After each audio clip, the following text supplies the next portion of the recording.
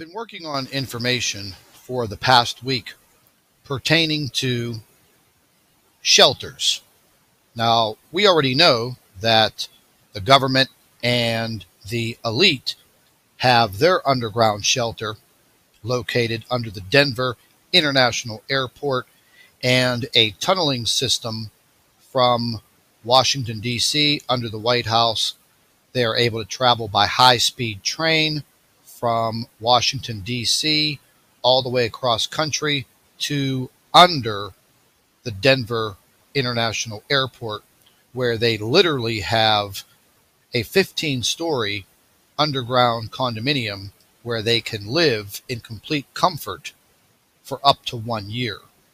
Now, I found a company called Vivos, and the man who created Vivos, the founder, his name is Robert, absolutely fantastic entrepreneur, but he found that there was an absolute 100% need for the everyday common person like me and you to have the ability to afford a shelter, a bomb shelter, a Planet X shelter, whatever type of global cataclysmic event. These shelters can handle it. Now, originally, they were built by the U.S. government out in southwest South Dakota back in the late 1940s. They were used as an ammunition shelter, and this gentleman has literally turned them into 4-star accommodations. But let's check some of this out. Now, once again, the name of the company is Vivos, and I will give you a direct link to this website. You can go through it yourself. There are some videos on this website that you can watch, and I'm sure you'll find them quite intriguing. But these were bomb shelters, and he bought them from the U.S. government. Now, he goes into a lot of information on here, and if you look, you'll see a lot about Planet X and Nibiru. He goes a lot into other forms of cataclysmic events, earthquakes, tsunamis, military operations such as EMP outages, and also the threat of nuclear war. And also, as you see over here, the eruption of Yellowstone. But right below it, once again, you'll see Nibiru, Planet X. Now, these bomb shelters are pretty sophisticated, and no doubt for $25,000 you can own yourself one of these shelters. Now, let's take a look at the affordable version, which is out in southwest South Dakota. Here's your price, priced at just $25,000 per bunker, no per person charge. And if you take a look at them right there, wow, I mean, that looks nicer than my house, and I paid quite a bit more money. Now, there's a video here that you can watch that is pertaining to the piece of land that is out there in South Dakota. Now, unfortunately, I can't play the video for you because it is copyright embedded, but I'll give you the link and you can go ahead and check it out. Now, Vivos X Point, this is in southwest South Dakota. It is literally 5.6 miles by 4 miles off grid, meaning this place is fully secured, fenced in, barbed wire, and top security. It literally has developments A, B, C, D, E, F, N, H. I don't know what happened to G. Maybe it's not finished yet. But this place is absolutely 100% secure. Now, these bunkers are scattered all over this 5.5 mile by 4 mile reservation, is what I want to call it. You can actually take a look at the floor plan, and up to 8 people can live inside of this bunker comfortably. It's quite amazing. Let's take a look at the actual photographs. And again, this is Vivos X Point in South Dakota. Now, taking a look at this, looks pretty nice to me. Leather furniture, a bar, pool table, sitting area, and how ironic, a globe right in your seating area. Flat screen TVs. And again, these were originally munitions shelters. They were built by the Army Corps of Engineers. They are very, very sturdy, and they are partially underground. Now, this is a pretty good panoramic view of a part or a portion of the land. And again, this is in South Dakota. They claim this is completely off-grid. And again, you can see how many there are on this reservation. 575 to be exact. Barbed wire all the way around it. $25,000, and that would handle up to 8 people in one of these bunkers. Now, as I said before, these are partially underground, and you can see they have a metal blast door, solid concrete. All of these were built by the Army Corps of Engineers. Between, I think, 1949, they were used up until, I think, 1967 or the late 1960s. And this man purchased all of this from the U.S. government, and he turned all of it into affordable bunkers for people to buy. And once again, $25,000, there you go. That buys you a bunker. Now, as far as what the elite have their choice of, well, let's just say they have a much, much better bunker.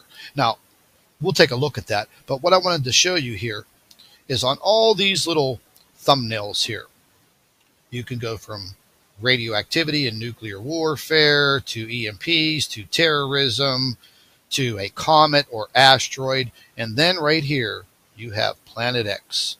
You click on that icon, Planet X, and it goes directly into talking about Planet X, Nibiru, the Nemesis solar system. And yes, there is a threat. Now, do you actually think that this man would spend hundreds of millions of dollars developing these types of shelters for people to buy if there wasn't a direct threat? Now, the United States is not the only area where this man has these types of shelters. There is one in South America, and there is a massive one in Europe. And when I talk to these people, these shelters are selling out at a very rapid pace. And as far as getting into the elite shelters, which I'm going to go ahead and quickly try to find this, because the elite shelters, well, let's just say you kind of have to have a pretty good set skill, like being a doctor or an engineer or something of that nature. Now, let me just try to find this, because this is a massive, massive website. They have so much information on here. These are the private shelters, and this is located in Indiana. Once again, there is a full video here. Unfortunately, I can't play it. It has a copyright protection embedded in it. You can't upload it to YouTube.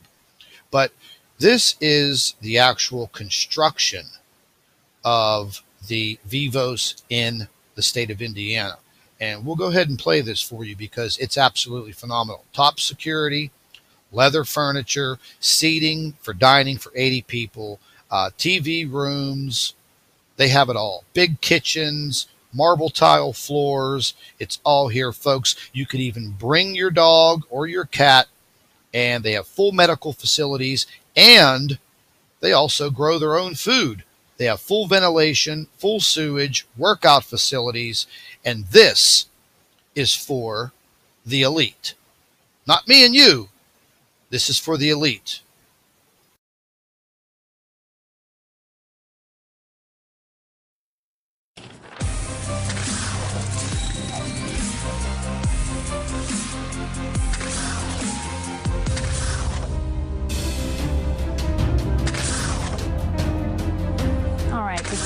the U.S. economy. Lynn Paramore is on the show.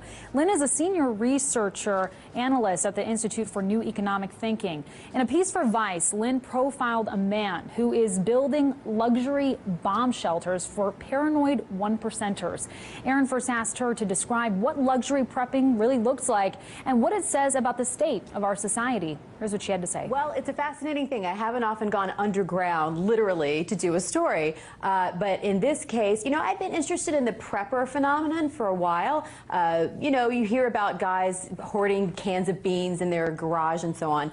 But I began to hear World Economic Forum meetings in Davos that there was some whisperings in the corridors about very wealthy people buying airstrips in New Zealand and preparing for all kinds of disaster scenarios. So I got interested and started doing research, and I found a guy, Robert Vicino, who is the CEO of a company called Vivos, and he builds these luxurious underground shelters. The one that I visited in Indiana is in a former Cold War communications facility, and it's nuclear blast proof. You go underground and it feels like you're in a very nice hotel. I mean, there's pillow top mattresses on the bunk beds, and there's you know, a luxury kitchen. There's a studio where you can watch movies on a big screen TV. You know, it's not the kind of hideout that you imagine. And this is for wealthy people who are concerned about various disaster scenarios, but a common theme among them is a fear of civil unrest, a fear of an uprising from the 99%. Wow, that's really interesting. And this is kind of just fluff, but what does this run the one-percenters that feel this is so imperative to have? Roughly, cost-wise, what are we looking at? Oh, you know, there's a range. You have your sort of $35,000 version on up to a facility that this company Vivos has just launched in Germany that'll run you $2 to $3 million for a place. And they have enough fuel and food supplies, so I'm told, to keep things going for about a year, maybe even more. So while all hell is breaking loose on the surface. Only for a year, though. If it's breaking loose for 18 months, sorry. Exactly. And it's a strange thing to me culturally, because inequality is obviously a problem, and this is part of a realization on the part of wealthy people that it's a problem.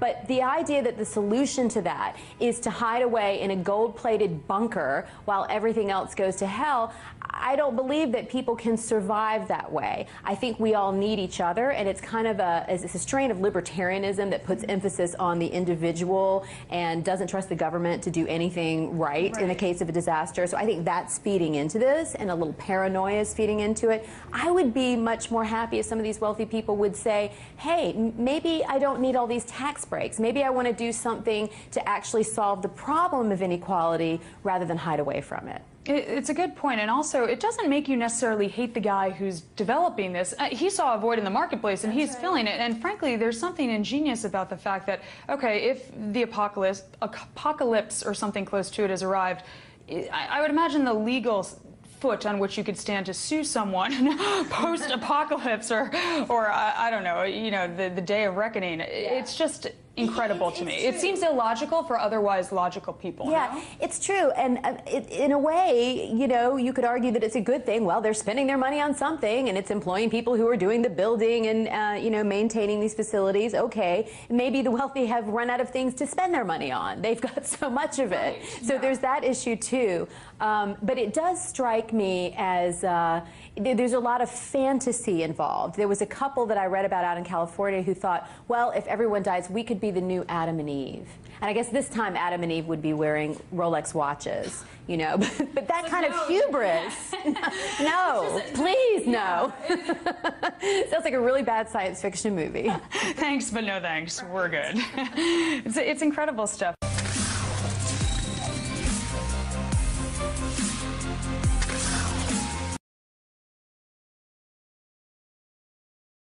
I'd like to thank all of our Nibiru watchers. You guys do a fantastic job. Would also like to thank you for your loyal subscribership. You can continue to email your photographs and your video to NibiruPlanetX2016@gmail.com. And don't forget to share our videos with your friends and family members on Facebook. And subscribe to the Nibiru channel for all of our current updates. And like I always say, keep an eye in the sky.